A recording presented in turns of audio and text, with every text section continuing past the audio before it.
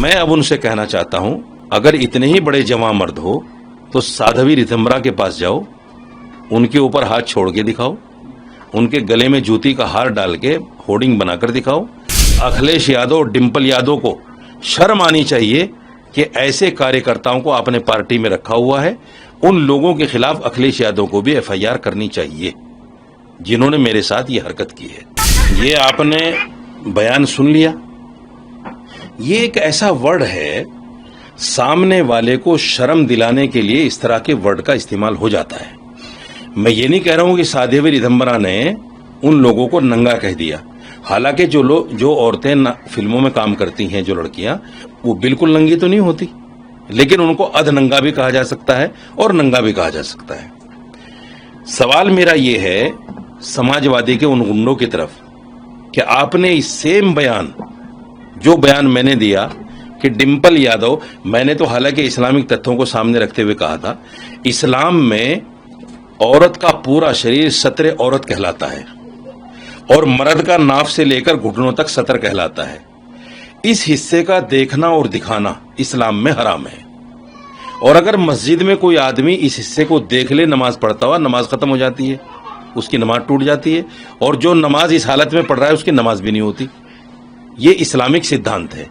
मैंने इस्लामिक मर्यादाओं को और मस्जिद की मान्यताओं को सामने रखते हुए एक बयान दिया, और मैं बार बार उस पर चिल्लाता रहा कि भाई ये इस्लामिक मान्यताएं हैं, धार्मिक मान्यताएं हैं, लेकिन समाजवादी के गुंडों ने मेरी एक नहीं सुनी, और हद ये हुई कि मेरे ऊपर हाथ छोड़ दिया एक निजी चैनल पर।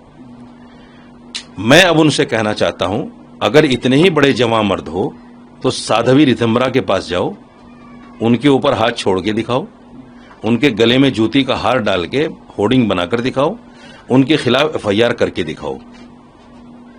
अगर आपने कर दिया तो मैं समझ जाऊंगा कि आप महिलाओं के रक्षक हैं, और अगर आप नहीं कर पाए तो आप गुंडे हैं।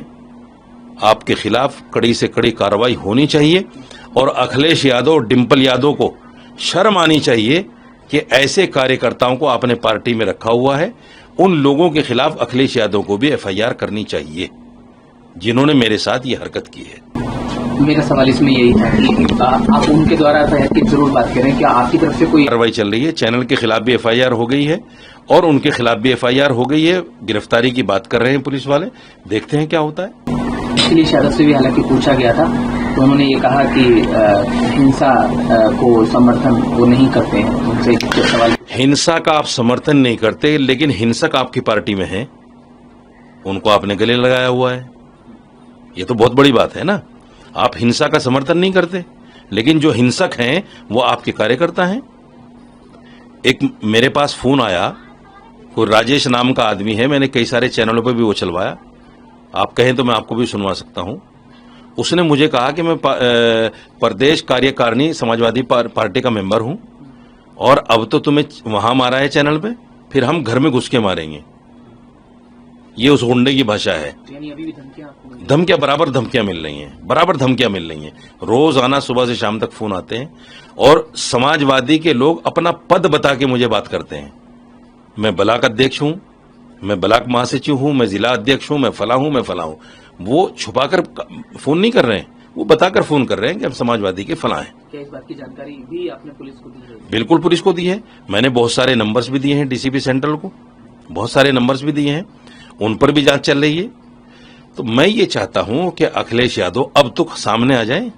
साध्वी रितंबरा को सुनने के बाद मैं आपको ये वीडियो दूंगा, आप मेरी बाइट के साथ चैनल्स को भेजिए। हालांकि सुन लिया है, लेकिन मैं फिर भी दूंगा, आप उसको भी चलवाइए, ताकि इनके सामने एक आईना आ जाए कि ये इतना बड़ा वर्ड नहीं है जितना बड़ा वर्ड आपने बनाने के बाद हिंसा आपने की है देश के अंदर। और मैं चूंकि मुसलमान था, इसलिए मेरे साथ उन्होंने ये प्रकरण किया है।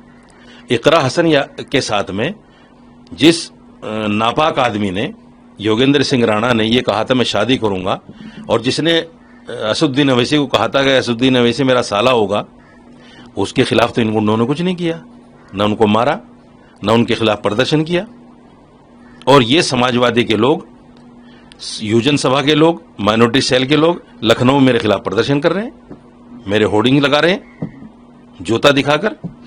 तो ये उनके खिलाफ भी करें ना, वो भी तो एक महिला है, इकरा हसन, और समाजवादी पार्टी की एमपी भी है।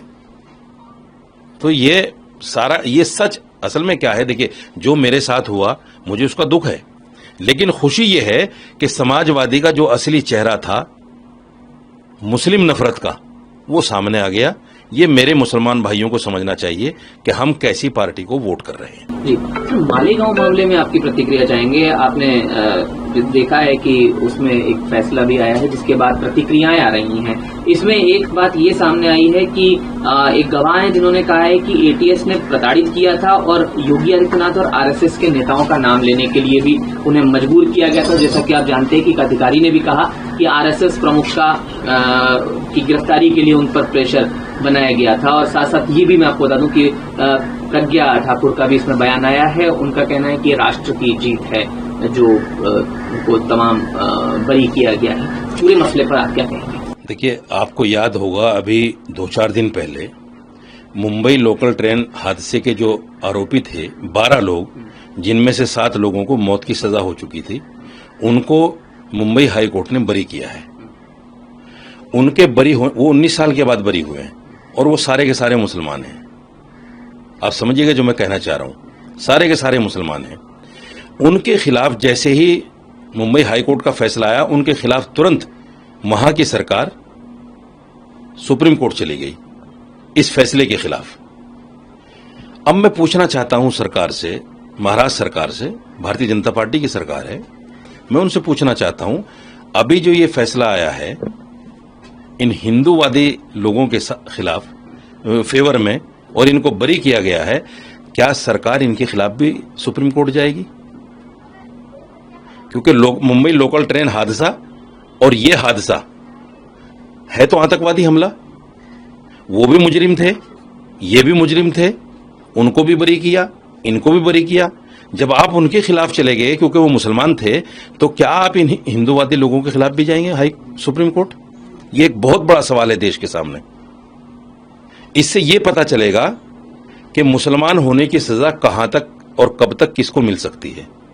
सवाल जो आईपीएस का आपने बोला, रिटायर्ड आईपीएस का, असल में क्या होता है कि जब आदमी कुर्सी पे होता है, जब तो इन चीजों को बताता नहीं है, फिर माइलेज लेने के लिए इस तरह की बातें करता है रिटायरमेंट के बाद। आपने सुप्रीम कोर्ट के बहुत सारे जजों को देखा होगा बाद में टिप्पणी करते हुए कि साहब, कुछ लोग तो बाबरी मस्जिद के बारे में बात कर रहे हैं। आप क्या ऐसा हो जाता अगर होता तो, और ये सब कुछ गलत हुआ है? अरे भाई, जब आप पद पे होते हैं, कार्यभार आपके पास होता है, उस वक्त आप ये बातें क्यों नहीं करते? उस वक्त कौन सी मजबूरी होती है आपकी? जो सच आज उगल रहे हो आप, वो सच आपको कुर्सी पे बैठते हुए तो उगलना चाहिए।